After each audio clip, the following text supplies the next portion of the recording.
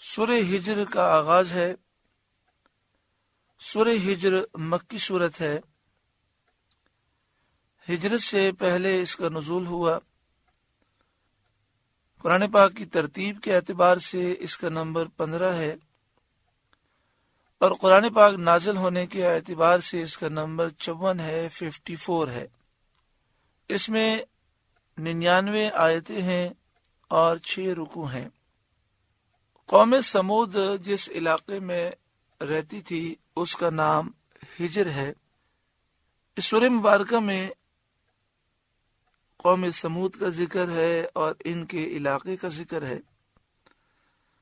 اس مناسبت سے اسے سورہ ہجر کہتے ہیں۔ اس سورہ مبارکہ میں 654 کلمات ہیں، 2760 حروف ہیں۔ بسم اللہ الرحمن الرحیم، اللہ کے نام سے شروع جو بہت مہربان رحم والا۔ الف لام را، حروف مقطعات ہیں جن کے معنی اللہ جانتا ہے اور اللہ کی عطا سے اس کے محبوب صلی اللہ علیہ وآلہ وسلم جانتے ہیں۔ تلک آیات الکتاب، یہ کتاب کی آیتیں ہیں، وقرآن مبین، اور روشن قرآن کی آیتیں ہیں۔ اللہ رب العالمین کا فضل و کرم ہے کہ 13واں پارہ مکمل ہوا۔ اللہ تعالیٰ نور قرآن پاک سے ہم سب کو روشن منور فرمائے۔ 14ویں پارے کا آغاز ہے۔ اللہ رب العالمین نے ارشاد فرمایا، ربما یود الذین کفروا لو کانوا مسلمین، بہت آرزویں کریں گے کافر کاش وہ مسلمان ہوتے۔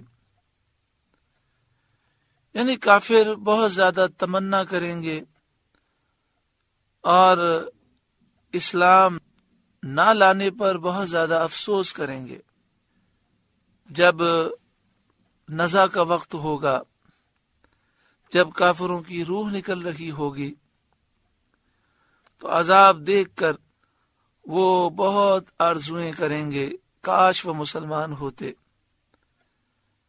کیونکہ اس وقت کافر کو معلوم ہو جائے گا کہ وہ گمراہی میں تھا۔ اسی طرح آخرت میں قیامت کے دن کی شدتوں اور مصیبتوں اور آفتوں کو دیکھ کر اور اپنا انجام دیکھ کر وہ بہت تمنائیں کریں گے۔ حضرت زجاج علیہ رحمہ نے ارشاد فرمایا، کافر جب کبھی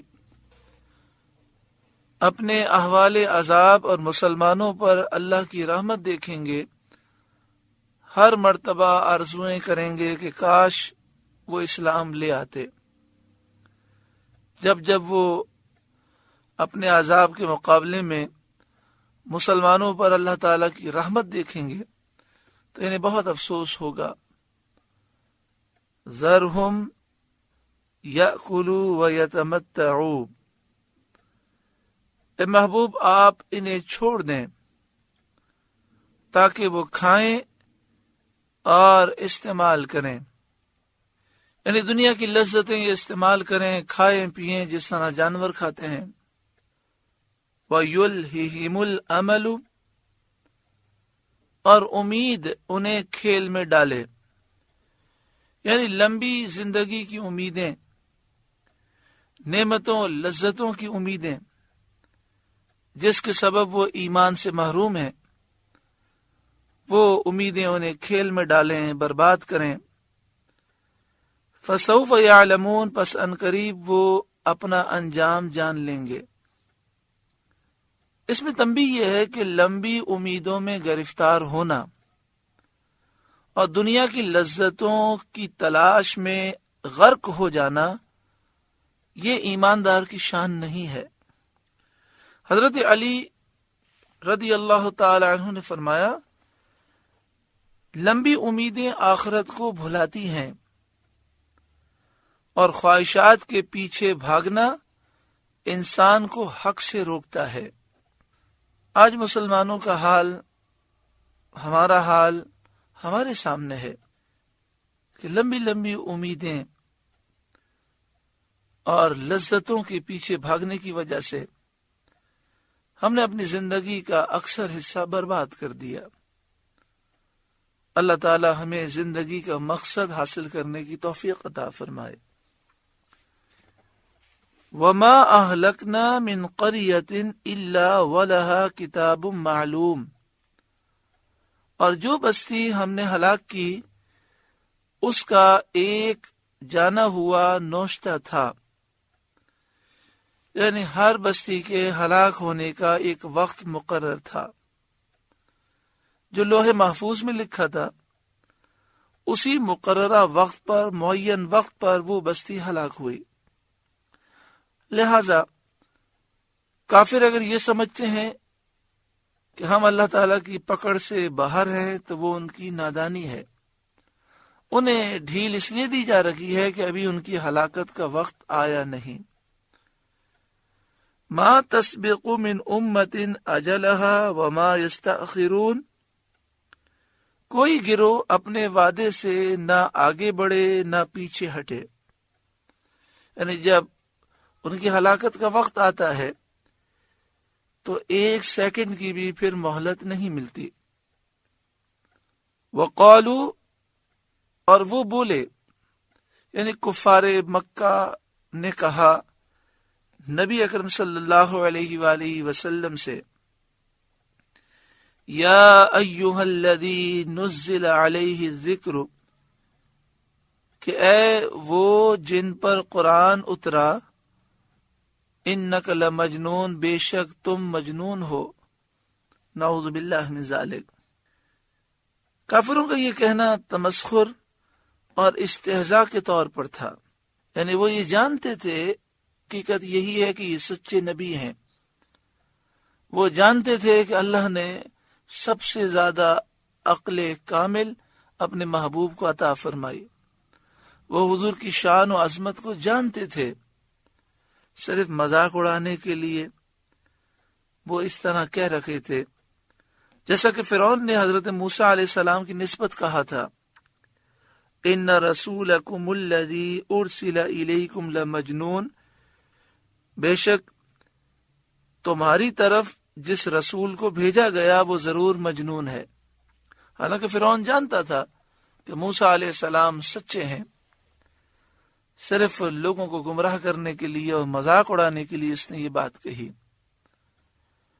لَوْ مَا تَأْتِينَا بِالْمَلَائِكَةِ إِن كُنْتَ مِنَ الصَّادِقِينَ، ہمارے پاس فرشتے کیوں نہیں لاتے اگر تم سچے ہو۔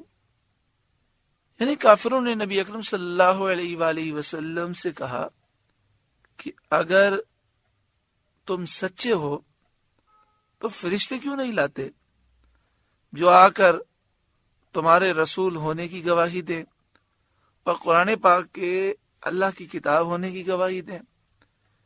ان کنت من الصادقین، اگر تم سچے ہو۔ اللہ تعالی نے اس کا جواب ارشاد فرمایا، ما ننزل الملائکۃ الا بالحق، ہم فرشتے حق کے ساتھ ہی اتارتے ہیں، ہم فرشتے بیکار نہیں اتارتے۔ وما كانوا اذا منظرین، اور وہ فرشتے اتریں تو انہیں مہلت نہ ملے۔ یعنی یہ جو کہہ رہے ہیں کہ فرشتے آ کر گواہی دیں، تو فرشتے آ بھی گئے، گواہی دیں گے، پھر بھی یہ نہیں مانیں گے، پھر انہیں مہلت نہ ملے گی، اللہ کا عذاب آ جائے گا۔ تو چونکہ نبی اکرم صلی اللہ علیہ وآلہ وسلم کے صدقے میں انہیں مہلت ملی ہوئی ہے، اس لیے ان کا یہ مطالبہ پورا نہیں کیا جاتا، کیونکہ پھر فرشتے آنے کے بعد یہ جب دیکھ لیں گے اپنی آنکھوں سے، پھر بھی یہ تو ایمان نہیں لائیں گے، تو پھر یہ ہلاک ہو جائیں گے۔ اور نبی اکرم صلی اللہ علیہ وآلہ وسلم کی دعا یہ تھی کہ انہیں مہلت دی جائے تاکہ یہ ہدایت کو سمجھیں۔ اِنَّا نَحْنُ نَزَّلْنَا الذِّكْرَ، بے شک ہم نے یہ قرآن اتارا ہے. ذکر سے مراد قرآن پاک ہے. قرآن پاک کا ایک نام ذکر بھی ہے، اور ذکر کے لفظی معنی ہوتے ہیں نصیحت. تو یہ وہ خاص نصیحت ہے جو غور سے سننے والے کی دل کی دنیا کو بدل کے رکھ دیتی ہے. وَإِنَّا لَهُ لَحَافِظُونَ، اور بے شک ہم خود اس کے نگہبان ہیں کہ ہم اس کی حفاظت کرتے ہیں. کوئی اس میں تبدیلی نہیں کر سکتا، اس میں تحریف نہیں ہو سکتی، اس میں زیادتی اور کمی نہیں ہو سکتی. سارے جنات، سارے انسان، ساری مخلوق اگر مل بھی جائے اور مل کر ایک حرف کی کمی بیشی کرنا چاہے یا تغیر اور تبدل کرنا چاہے، تبدیل کرنا چاہے، تو اس کی طاقت نہیں کہ اس کتاب کو بدل سکے. چونکہ اللہ تعالیٰ نے قرآن کریم کی حفاظت کا وعدہ فرمایا ہے، اس لیے یہ خصوصیت صرف قرآن پاک ہی کی ہے. دوسری کسی کتاب کو یہ بات میسر نہیں. توریت، انجیل، زبور، آسمانی صحیفے، ان میں رد و بدل ہوا، چونکہ ان کی حفاظت کی ذمہ داری لوگوں کی تھی. یہ حفاظت جو اللہ تعالیٰ نے فرمائی ہے یہ کئی طرح پر ہے، کئی طرح سے حفاظت فرمائی. ایک تو یہ کہ قرآن پاک کو اللہ تعالیٰ نے معجزہ بنایا. وہ معجزہ اس طرح ہے کہ بشر کا کلام اس میں مل ہی نہیں سکتا. کوئی بھی نظم ہوتی ہے، کوئی بھی شعر و شاعری ہوتی ہے، کوئی نثر، کوئی تحریر ہوتی ہے، تو اس جیسی تحریر بنا کر بیچ میں کوئی شعر، کوئی مصرع یا کوئی جملہ ایڈ کیا جا سکتا ہے. لیکن قرآن کریم کو اللہ نے ایسا معجزہ بنایا کہ اس میں کوئی عبارت مکس نہیں کی جا سکتی. یہاں تک کہ اگر کوئی قاری غلطی سے قرآن پڑھتے پڑھتے ایک پارے سے اسے متشابہ لگ جائے اور وہ دوسرے پارے کی آیت پڑھ دے تو خود اسے بھی محسوس ہو جاتا ہے، سننے والے کو بھی محسوس ہوتا ہے کہ اس سے غلطی ہو گئی. دوسری بات یہ کہ اللہ تعالیٰ نے قرآن کو معارضے سے اور مقابلے سے محفوظ رکھا. کوئی اس کے جیسا کلام بنانے پر قادر ہی نہیں ہے. تیسری بات یہ کہ ساری مخلوق اگر مل کر قرآن کو ختم کرنا چاہے، نیست و نابود اور معدوم کرنا چاہے، تو وہ عاجز ہے. دیکھیں کفار کس قدر قرآن پاک سے دشمنی رکھتے ہیں، لیکن اس کے باوجود وہ اس مقدس کتاب کو معدوم کرنے سے عاجز ہیں. وَلَقَدْ أَرْسَلْنَا مِن قَبْلِكَ فِي شِيَعِ الْأَوَّلِينَ، اور بے شک ہم نے آپ سے پہلے اگلی امتوں میں رسول بھیجے. وَمَا يَأْتِيهِم مِّن رَّسُولٍ إِلَّا كَانُوا بِهِ يَسْتَهْزِئُونَ، اور ان کے پاس کوئی رسول نہیں آتا مگر اس سے ہنسی کرتے ہیں. اس آیت کریمہ میں یہ بتایا گیا کہ جس طرح کفار مکہ نے سید عالم صلی اللہ علیہ وآلہ وسلم سے جاہلانہ باتیں کیں اور بے ادبی سے آپ کو مجنون کہا، تو قدیم زمانے سے کفار کی انبیاء کے ساتھ یہی عادت رہی ہے، اور وہ رسولوں کے ساتھ تمسخر کرتے ہیں، بے ادبی کرتے ہیں، مذاق اڑاتے ہیں. اس میں نبی کریم صلی اللہ علیہ وآلہ وسلم کی تسکین خاطر ہے. کذالک نسلکہ فی قلوب المجرمین، ایسے ہی ہم اس ہنسی کو ان مجرموں کے دلوں میں راستہ دیتے ہیں. یہاں مجرموں سے مراد مشرکین مکہ ہیں. لا یؤمنون بہ، وہ اس پر ایمان نہیں لاتے، یعنی سید انبیاء صلی اللہ علیہ وسلم پر ایمان نہیں لاتے، قرآن پاک پر ایمان نہیں لاتے. وَقَدْ خَلَتْ سُنَّةُ الْأَوَّلِينَ، اور پچھلے لوگوں کی راہ پڑ چکی ہے پچھلے لوگوں نے انبیاء کی تکذیب کی اور وہ انبیاء کی تکذیب کر کے عذاب الہی سے ہلاک ہوتے رہے، یہی حال ان کا ہے، تو انہیں اللہ تعالیٰ کے عذاب سے ڈرتے رہنا چاہیے۔ یعنی پچھلے لوگوں نے نبیوں کی توہین کی، وہ برباد ہو گئے، اب یہ بھی توہین کر رہے ہیں، تو انہیں اس بات کا خوف رکھنا چاہیے کہ ان کا بھی وہی حال ہوگا۔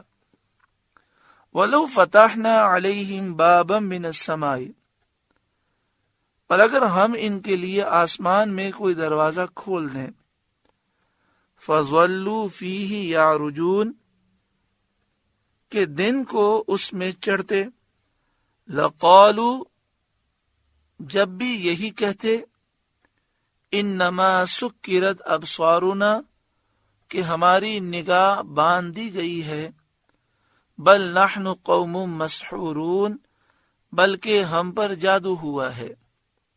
یعنی ان کفار کی دشمنی، عناد، عداوت اس درجے پر پہنچ گئی ہے کہ اگر ان کے لیے آسمان میں دروازہ کھول دیا جائے اور انہیں اس میں چڑھنا بھی میسر ہو جائے اور دن میں وہ آسمان تک چڑھ جائیں، آنکھوں سے دیکھیں، فرشتوں کو دیکھیں، فرشتے فرمائیں کہ یہ اللہ کے سچے نبی رسول ہیں، جب بھی وہ نہیں مانیں گے اور یہی کہیں گے کہ ہماری نظر بندی کی گئی، ہم پر جادو ہوا، تو جب خود اپنے معائنے سے انہیں یقین حاصل نہ ہوا تو فرشتے دنیا میں آ جائیں اور گواہی دیں، جس کو یہ طلب کرتے ہیں انہیں اس کا کیا فائدہ حاصل ہوگا۔ یعنی یہ بیان کیا گیا کہ دلیل اور نشانیاں اسے فائدہ دیتی ہیں جسے کسی قسم کا شک ہو، تو دلیل اس کے شک کو دور کر دیتی ہے۔ نبی اکرم صلی اللہ علیہ وآلہ وسلم پر جو قرآن پاک نازل ہوا، اس کی ہر آیت دلیل ہے، آیت ہے، نشانی ہے۔ خود نبی اکرم صلی اللہ علیہ وآلہ وسلم سراپا معجزہ ہیں۔ نبی اکرم صلی اللہ علیہ وآلہ وسلم نے ہزاروں معجزات دکھائے، تو جو کافر انکار کر رکھے ہیں ان کے دل اس بات کو سمجھتے ہیں کہ یہ سچے نبی ہیں، انہوں نے ہمیشہ سچ فرمایا ہے اور یہ کبھی جھوٹ نہیں بول سکتے، اور دلائل کی روشنی میں وہ یہ جانتے ہیں کہ نبی اکرم صلی اللہ علیہ وآلہ وسلم سچے نبی ہیں، قرآن پاک اللہ تعالیٰ کی کتاب ہے۔ اب ان کا انکار جو ہے وہ حسد کی وجہ سے ہے، بغض و عناد کی وجہ سے ہے اور ضد کی وجہ سے ہے۔ تو ایسے شخص کو مزید جتنے بھی دلائل دکھائے جائیں، جتنی بھی نشانیاں دکھائی جائیں، وہ نہیں مانیں گے اور کوئی نہ کوئی بہانہ کریں گے۔ جیسے فرمایا گیا کہ اگر آسمان کے دروازے کھل جائیں، یہ اڑ کر آسمان میں چلے بھی جائیں، ساری چیزیں دیکھ بھی لیں، پھر بھی یہ یہی کہیں گے ہم پہ تو جادو کر دیا گیا۔ اللہ تعالی ہمیں گمراہی سے محفوظ فرمائے، حق کو دیکھنے اور حق پر چلنے کی اللہ تعالی توفیق عطا فرمائے۔ اللہ اللہ